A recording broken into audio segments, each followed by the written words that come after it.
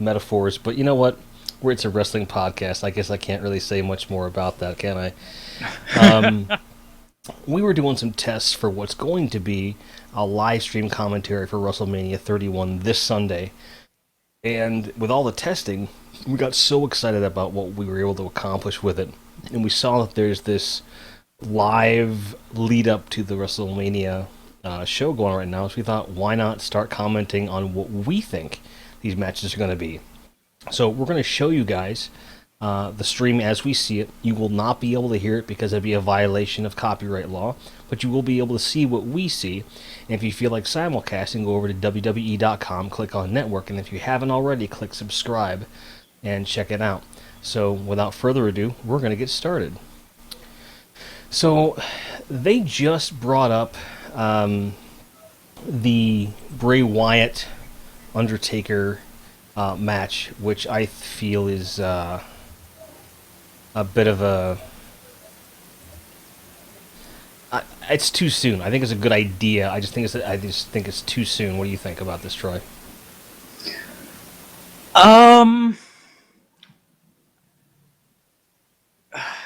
It it's hard to voice an opinion one way or another because you know you're gonna piss somebody off. But it's wrestling. all right, People get pissed off. Yeah, let's just drop the facade. I think Undertaker should have retired. Yeah, I agree. He's already at the point where he's wrestling one match a year.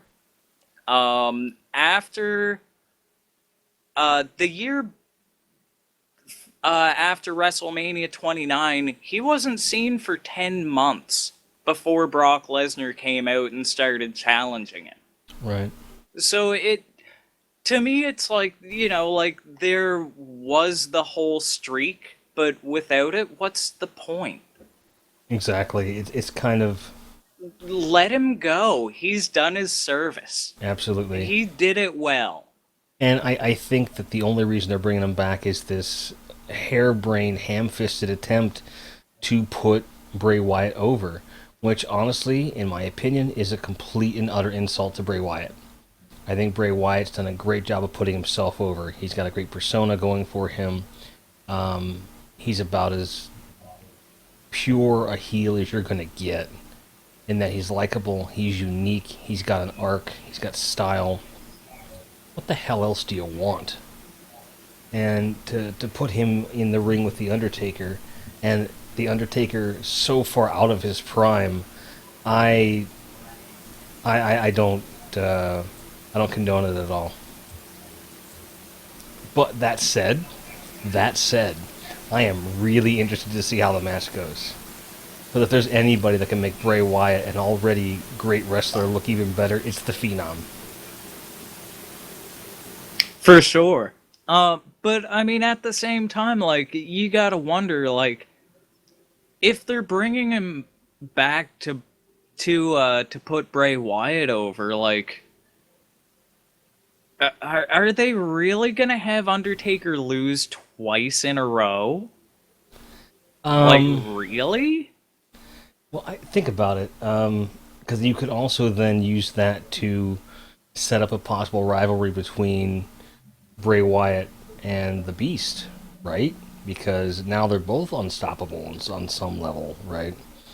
Because, Bray Wyatt beat motherfucking Undertaker and I don't know. I honestly... I mean, like, for me, it just sucks being in the should-have-done camp, but they should have let him retire after WrestleMania 29. Yeah, They really should have. I completely Because agree. at this point, like, as much as I want to see the match, half of me just doesn't care. Right. So, you know, like, there's that duality going on. Like, you want to see The Undertaker, because, like, last time you saw him, he got the shit kicked out of him. Right. That's true. So, and I think we have a lot more to talk about on that as it happens. I think that, you know, everything we're talking about now is pure conjecture. And you and I both come from, you know, a long history with wrestling. We both took a lot of time off from wrestling. So we're understandably skeptical of the newer writing style, which I frankly do not like. I think that the storyline ideas, like the synopsis, is fine. It's the execution that I don't like. And I think that maybe we're about 2 or 3 years away from having really, really good writing in the best possible way.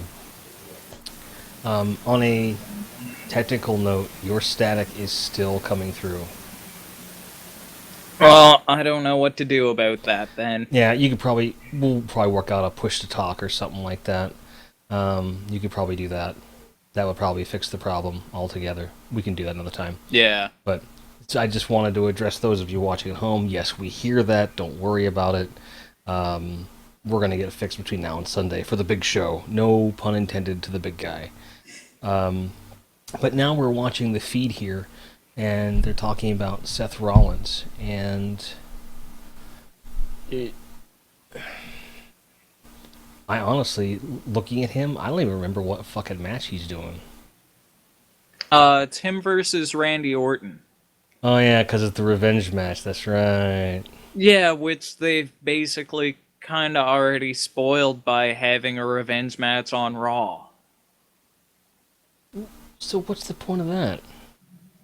The same thing as the point of having a Rusev versus John Cena match. To fill the WrestleMania card. I didn't... That's stupid. I'm sorry. They're taking what little talent they have, the really good guys, and they're just overusing them. And it's just, I don't know. I feel like you could really have had a... They're trying to cram too much into this WrestleMania. It's almost like they know their card is really weak, so they try to cram it full of as many things as possible, rather than trying to have like 4 to 6 ideas really, really, really, really done well. They're doing like 8 different things, all these different storylines that intertwine and shit.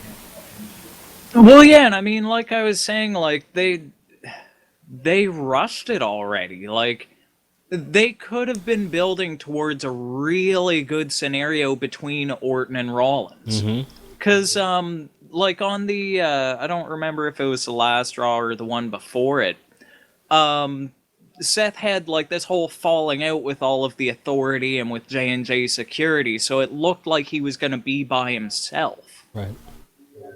And then he's just like, it took me 3 hours to make a fool out of you, Orton. When at the beginning of Raw, Orton already agreed to the match knowing it was 5-on-1. They could have taken... Sorry. They could have taken that storyline, stretched it out between, a couple weeks on Raw and WrestleMania, then have the entire Authority show up at Seth's side at WrestleMania. Yep. But they spoiled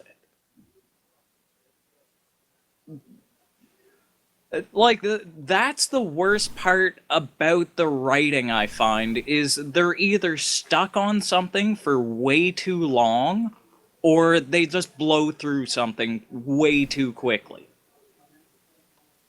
Because, like, I got the WWE Network here 1st of January.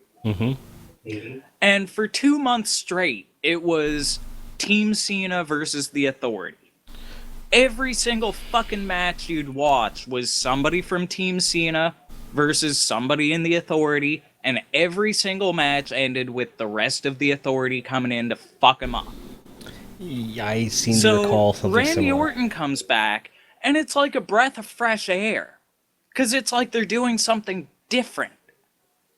But at the same time, like, they forgot about everybody else, just kind of, we'll just throw everybody in a ladder match. We have this really good Orton versus Rollins thing going on. Let's just ruin it all at Raw tonight. Right. It's horrible. For those of you watching at home, if you want to be involved with the podcast, feel free to go over to twitch.tv/grindheadjim. I am monitoring the chat in there for any questions or comments. looking back to the feed up here, they're now talking about one of the many matches of WrestleMania that I just flatly don't give a fuck about. Um, the Divas. And before anyone says a fucking word, this has nothing to do with it being divas. I think some of the best wrestlers that they've ever had in the WWE have been divas. They're just not these divas. I don't know It's who. one of the reasons why you need to start watching NXT. Oh, This week they started with Divas Championship match. mm-hmm. Sasha Banks is the champion, and Alexa Bliss, who's fucking fantastic. Their women's division is so far ahead of the main roster. But the biggest problem with the main roster is like, number one, they don't give them enough time to have a good match. You know, like, wrestling is storytelling in the ring. Mm-hmm. And when you have, like, they've had 35-second matches on Raw. Yeah. You can't tell a story in 35 seconds unless it's a commercial. Or your Napalm Death. Just want to make that clear. So, I mean, the thing that I see about it is, like, the Bella Twins are competent, Paige is okay, AJ's pretty good. If they give them enough time to tell a good story, it'll be a watchable match. Compared to NXT, it's not going to be anything great, but I don't expect it to be a terrible match if they give it the time that it needs.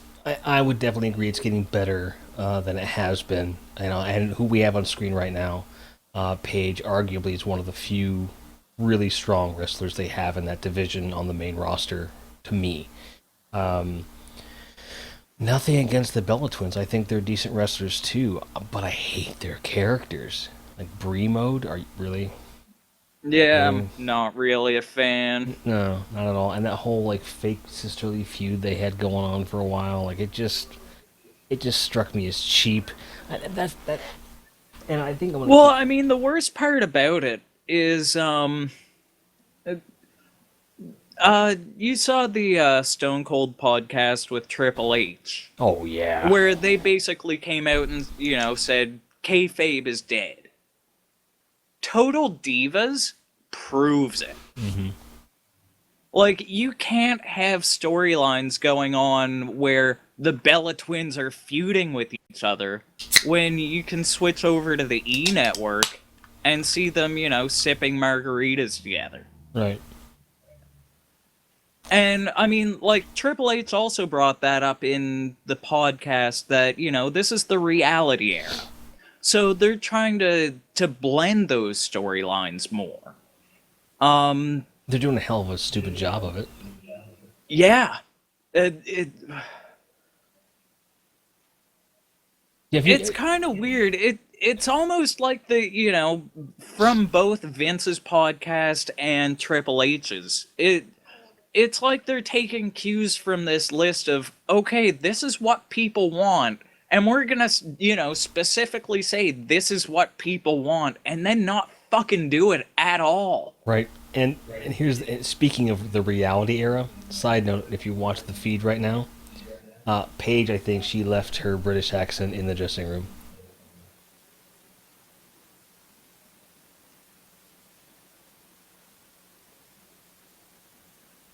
Yeah, it's pretty bad, dude. I I was always wondering if she was actually British or not, and I think the jury is no longer out, sir. Um, like her British accent is like my Canadian accent. Oh, hey hoser, hey beer. Oh, I like mooses. Like what? Because I know Canadians don't like mooses. Well, I mean, she is actually British. It's just a matter of, like, I don't know. Some people have accents more than others, and to be honest, the only thing I've ever heard her say before now is, "This is my house." So, I sound like a toddler. This is my house. This is my house. She's a whiny cunt, I tell you, man. I was gonna throw that out there, but she's compelling. You know, she's a great wrestler, and her character is compelling. Even if it's the kind you love to hate. Like, it reminds me of the worst heels in the 80s. Guys that you were like, oh my god, it's so fucking lame. But they're good in the ring, and you hate them. You know, much like Rusev. Rusev was very much a callback to the 80s style heel. Pure hatred, and not like evil, like I'm scared of him. He's just a dick. And Paige is Well, yeah, it's like watching the Throwback Thursdays and, seeing stuff with, like, Nikolai Volkov and the Iron Sheik. Mm-hmm. Like, they were just... I mean, Iron Sheik fucking hates America. If he could, he would put America in a Cobra clutch and break its back and make it humble. Back then, yes. But I mean, Nikolai Volkov, all he did to get heat was sing the Russian national anthem. Yep. And people hated him for it. Yeah. That's all Rusev needs to do is, hey, look at the biggest fucking Russian flag you've ever seen. But the thing is, he goes over the top with it, and I don't have any issue with that at all. My issue is that I don't buy that he's unstoppable. I buy that he's an opportunist. He's a strong opportunist with some great in-ring moves. And rather than play that up, they play him up that he's unstoppable. Like, if he was unstoppable, then why did he need all that interference for all the matches that he won? I'm asking a question. You know, I don't understand how that works. Well, I mean, like, I think that's more just the psychology of it. Sure. Like a great heel is partially defined by a great manager. I wouldn't say Lana's great at all, but she helps. She helps the overall Rusev character. You mean, Brigitte Nielsen. Right, yeah. Yeah. Oh, fuck. So, at the risk of going too far off the rails here, they just showed the announcement that Lesnar is staying with WWE, which as soon as I saw that mentioned, I'm like, oh, all right, now, and maybe, and this is me being very, very fucking hopeful, is that with him being signed on WWE and committing to WWE full-time, I wonder if that's going to open up a lot more storylines, if we're going to be seeing something more wide open now.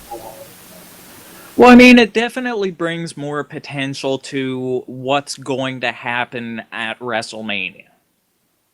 Because, I mean, there is still the slim chance that Roman Reigns will take the title. Yawn. Now that Lesnar's re-signed, I doubt it. Hopefully we see him more. Yeah, I think that we're going to be seeing him a lot more often. I think he had to kind of make a decision on what he wanted to do. I think that this last year, 2 years, was Lesnar testing the waters in as much as he wanted to see how the WWE was going to treat him, how he was going to be received, if they'd keep their promises, and how he felt about the organization, because they didn't leave on the best of terms last time. So he has decided, hey, this is home. This is a good place to be. It's a great place to retire, and I don't have to be nearly as hard on my body to get... Because everyone gets off on some kind of entertainment, and he gets off on being the beast, and he's awesome at it. So... Yep. I think that he just keeps doing what he's doing. I mean, I could watch Brock Lesnar wrestle all day long, and you could argue that he's just a bunch of F5s all day long. That's bullshit. That's just what they throw him at. They're billing him as like the next level of like a Goldberg, but I've seen him wrestle. That motherfucker is good. And when he takes the kid gloves off... yeah, I mean, like, if you've gone back and seen anything from his first run... Oh, so good. He's had some amazing matches. He is a just tip-top wrestler. Just amazing. And I think that if they can I honestly, this is my hope. This is my honest to goodness hope. And people are going to hate me for this. I hope that Roman Reigns gets the title. The only reason I want him to get the title is to force Lesnar to be more versatile, to force Lesnar to wrestle more people, to have his character have more depth. And I think his re-signing gives him the opportunity to do that. I hope he takes advantage. He's a smart guy and he's likable, even when he's being a complete prick. He's likable because he can back up every fucking inch of what he says. And I just want to see. I want to see him do well. And every inch of what Heyman says, which is a lot of fucking inches. I love Paul Heyman so much, dude. I am totally a Paul Heyman guy. Mm-hmm. I'm totally a Paul Heyman guy. You know, I am actually getting at some point in the next couple months, hopefully next month, I'm getting, you know, those cardiac arrest hats I've been wearing for years. They're getting a little scraggly, so I decided I'm gonna replace them. I'm going to the same place. I'm getting Grindhead. It's just gonna say Grindhead in big bold letters across top, and because why wouldn't I? But I'm really tempted after I buy those to get a second one and have it say Heyman guy. You know, because I'm not taking the trademark. I'm just saying Heyman guy. I don't know. It's funny to me. I love that. By the way, we haven't addressed something very important. What's that on your left shoulder? On my shoulder, that's a championship belt. Which championship is it? I can't even see. It's the tag team championships from the mid '90s to like mid 2000s or so. Right on. I love this belt. This is probably one of my top 3 that they've ever done. I hate the ones that they have now, the fucking ones that look like big coins. Yeah, plus I don't like the new WWE logo. I've never liked it. It's asymmetrical. It sucks. It just sucks, dude. So who was your tag team partner? That's what I want to know. It was a guy named Ben Nickerson. We were in college together back when I was in radio and television arts. What are you talking about? You're still in radio and television arts, bruh. What do you call this? We're green screening against a Yeah, it's kind of weird how things come full circle. In college, we actually used a blue screen, which, like, they were super popular before green screens caught on. I don't know, maybe green just... It's probably because there's less things that involve green than blue, like skies and whatnot. Exactly. So. Exactly. So, and that was the Because, only I reason mean, for, like, doing weather shows and whatnot, whatever, you know, you're just exactly guy in a suit or whatever. But now that, you know, the filming is more of, you know, effects and, you know, Sure. screens and things like that, it would make more sense to use green, but... You know, it's a thing, but one thing I love about the new, like, idea behind the WWE with their announce table is that they always have the open back. Which I don't take. Yeah. I don't take issue with that. It's just my open back looks like shit. You guys have seen my show. It's just a window, a lamp covered in cat hair and coffee pot. Nation, I have to show you this. Bo is just out. She's laying on the bed and she's like curled this way like a banana. She's doing this. Like, oh, he's talking wrestling again. You know, so I broke the magic for a second. The green screen went from like this blankness, all of a sudden it's just a frame sitting there. Someone's gonna freak out about it. They always do. So, we've been talking a lot of shit about these matches. What matches are you looking forward to? And I have a feeling you're going to say the one that's not even really part of the show. Well, yeah, I was just about to bring up the Wikipedia page because I don't actually remember all the matches, Right. and it's probably the easiest way to go about it. At work, we're doing the brackets at But work. yeah, I'm looking forward to the battle royal. Yeah, that's the Andre the Giant Memorial Battle Royale, right? Yeah, that they've just moved from WrestleMania to the pregame show. There's a part of me that I'm taking the day off or the night off because I work nights for WrestleMania. At this point, I almost would rather take the night off for the Hall of Fame inductees. I would almost rather watch that.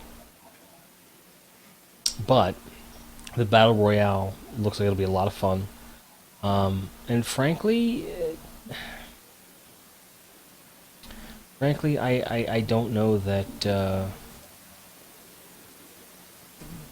I have faith in this WrestleMania, even though I don't have faith in the matches. Care to comment on that? Well, I mean, there's a few of the matches that I really don't give a shit about, but for the most part, I think it's going to be a pretty fun time. Um, yeah, I have the Wikipedia page up now. This is obviously not the order that they're going to do everything, but we'll just run through it right quick and I don't know, just give our opinions on how interested we are for each of these. The Fatal Four Way Tag Match. With Tyson Kidd and Cesaro, Los Matadores, The New Day, and the Usos. I'm really excited for this match. I've been getting increasingly more interested in the uh, the tag team division more and more and more as time has gone on. It's I'm not sure that like 4 matches though is really necessary, or 4 tag team partners are really necessary at all. I don't know that that's. I, honestly, I want Cesaro and Tyson Kidd to keep it. I think they're amazing. Yeah. Yeah, I'm very much a tag team guy. It's part of the reason why I've got the belt. But yeah, I'd like to see their tag team division flourish a little bit more. I'm really digging Tyson Kidd and Cesaro right now. I think they've got something really different go. I mean, especially when you compare it to the teams that they're up against. Like Los Matadores are nothing to write home about. Right. The New Day is kind of average, Eh, and I think everybody's tired enough of the Usos at this point that they just don't want to see them as champions again right away. Yeah, the Usos So are kind of I don't think we really have to worry about uh, the belt switching there. Yeah, and I also think that if you look at the the Usos as kind of like the rockers of their day, in as much as they're consistent, you know they're going to win most of the time that they're in the ring, but it's getting a little old, like you said. And um, I mean, great tag team. I love their energy. I really Yeah. do. It's just again, it's a bit much now. That's all. So that's going to be one of the matches in the pregame show or whatever you want to call it, and then the other one is the Andre the Giant Memorial Battle Royal. I don't give a shit who wins as long as they don't eliminate Curtis Axel first. If they do, I'm going to be legit pissed.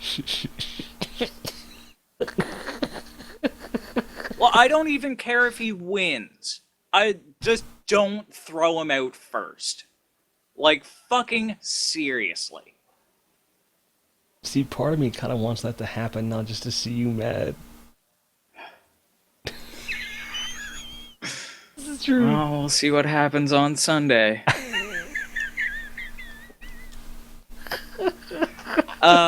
Brock Lesnar versus Roman Reigns. We've already kind of talked a bit about this. And I'm interested to see what happens either way, to be honest, because part of me wants to see Lesnar have a long run as champion. yeah, for sure.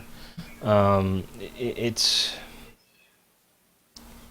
I don't really feel much for Roman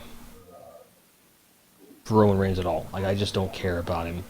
But then you look at like we need something more out of Brock Lesnar, like we talked about. So it's like I want Lesnar to lose for the sake of his character, not because Roman Reigns deserves it. Yep. Sting versus Triple H. Should be a fun match, if nothing else. Like that, I'm really not hoping for anything other than a fun match. One side note, every single time I hear anybody on the network talking about, Sting and is the franchise of WCW and Triple H is the franchise of WWE, I really want Shane Douglas to come out and tell people to shut the fuck up. Yes. Because Shane Douglas is the franchise. Absolutely.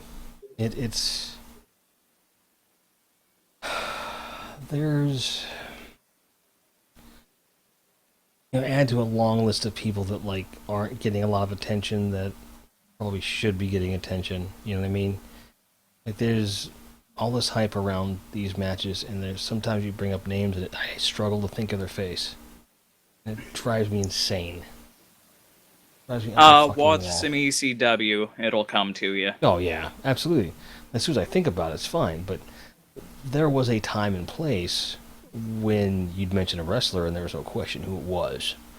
That was kind of it was a long time ago, and maybe it's my memory. I don't know. but as it stands, Yeah, I mean, that's the thing, like, that we're probably both finding is, like, just because of the amount of time that we were both gone from watching wrestling, coming back it's a learning experience. Because, I mean, there's a lot of my favorite time that there are characters I don't remember at all. And then going back and watching, like an episode of Raw or like Tuesday Night Titans or something like that, and it's like, oh my god, this fucking guy. So yeah, it's a learning process. sure. So Let's see what's next. The ladder match. I kind of wish that it was a match between Goldust and Stardust. Instead of throwing Stardust in there and throwing Goldust in the Battle Royal and never speaking of that storyline again. as stupid as it was, that's way more compelling than half the shit that they're pushing. You know what I mean? Like, Yeah. I don't like. I understand like what Cody Rhodes is trying to do here and really break away and do something really cool with the Stardust character, and I commend him for it. And I think it's a really cool way of doing it. And they're just not playing it up at all. Like this shit is main event. And Well, yeah, I mean, at the end of Backlash, well, not the end of it, or not Backlash, Fastlane. They had that scene where, like, Cody was like, "You're dead to me," and Cody's dead to me, and that's the last they've said of any of it. Like, you'd think that if a guy told his father that he was dead to him, that they'd kind of continue a storyline on. a little bit. A little bit. So, I don't know, like ladder matches are fun, but, like, to be honest, I don't really care who wins, and I don't think it's gonna be Bad News Barrett, because he's lost every match he's been in this month. Every single match. Good job, champ. It's hilarious. We do have some comments in the chat from our own Thomas Fireheart. And I'll just run the gamut because we've missed a few of them, frankly, because I was Okay. because I was in a different screen. Sorry. Okay, and hi, Tom. Hello. Lana might be the worst manager, male or female, that I've ever seen. If you know what her character is referencing, she's spot on. She's not a good manager. She's a great character. It's meant to be paper thin. Well, yeah, that's kind of what I was trying to say overall. Like, she's not a good manager, but I feel like she and Rusev make a decent team. Whereas, like, neither of them would be really credible without the other. And that's kind of the whole part of the brand, I think. So, commenting on your belt, said that belt lasted until 2002 and then replaced it with the AEW-centric version that was primarily red and gold. And he was asking if the tag title match was the pre-show match, and we're saying no, it's the Battle Royale. Actually, tag team and Battle Royale on the pre-game show. That is weird. Yeah.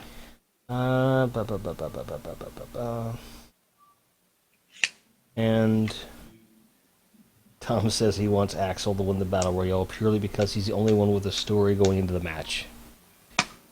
But here's the problem with that thinking. That is foreshadowing at its worst. It's five-shadowing, to call back my past a little bit. In as much as a Battle Royale, a Royal Rumble, anything involving multiple wrestlers, it should be anyone's guess who's going to win. And if you go in with only one guy that has any compelling reason to win, guess who the fuck's going to win? Unless you're Daniel Bryan.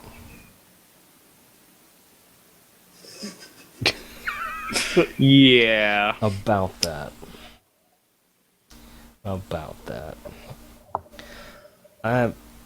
Can I just throw this out there?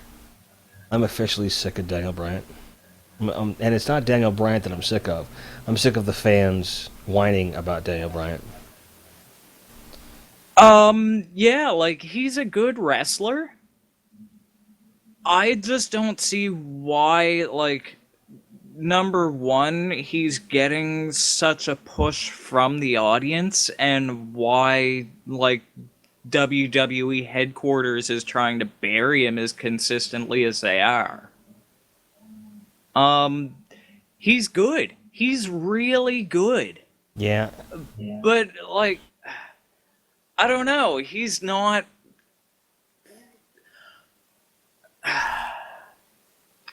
Okay, I've watched a bunch of his stuff from, like, the indies and from Ring of Honor and stuff like that on YouTube. Mm-hmm. Compared to that, he's doing exactly what he did, but watered down. So, like, I don't know. He's great, but he's less compelling than he was.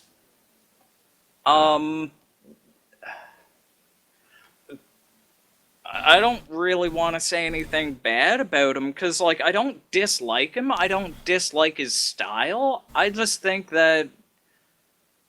What management is allowing him to do with his talent is becoming repetitive and boring. And like Tom says in the chat here, he says, don't worry, the more WWE does this sort of stuff, the less the crowd seems to care. And I am living proof. It's just one of these things where it's like, okay... I think all of our problems we have with the current lineup, with the current storylines, with the state of things, boils down to the simple fact that the writing is fucking weak. Mm-hmm. And again, it's not that the ideas are weak, it's the execution of the ideas are weak. It's like, here's the story idea. Well, Vince, that's a great story idea. And then whoever's writing the script just needs to be fucking shot in the face. Because it's dumb. You know? Because you can... Okay. The Terminator, the pitch is Cyborg goes back in time to kill a woman before she's pregnant with the savior of humankind. And then there's another guy that goes back in time to stop him, who secretly is the father, spoilers, of the resistance leader.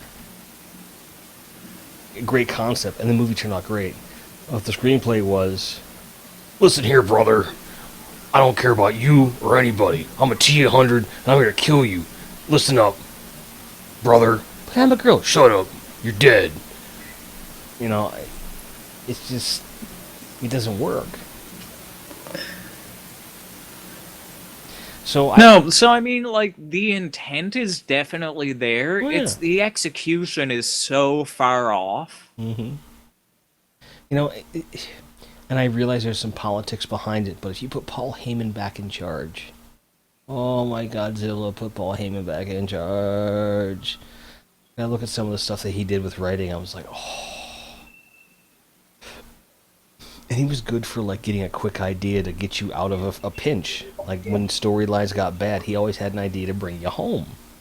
He was good for that. Whether we're talking ECW or his stint on SmackDown.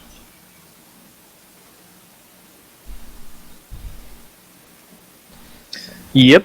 It's just... So the other matches we kind of already talked about. Mm-hmm. The Divas tag match, Undertaker and Wyatt, Rusev and Cena, and Orton and Rollins. Okay. To be honest, not expecting a whole lot from any of them except the Orton versus Rollins match. Yeah. But they're gonna be fun. I mean, like, that's kind of how you have to look at it, is like, they already blew their load on half of these storylines, so just watch it as a wrestling match and hope that as a match it turns out decent. Because that's how I'm gonna do it. Yeah. I don't think I bought enough beer. I really don't. There's still time before Sunday. That is true, and that's probably what's going to happen. Well, I don't want to bury the lead too much on how we feel about this stuff. We'll have a lot to talk about as things are going.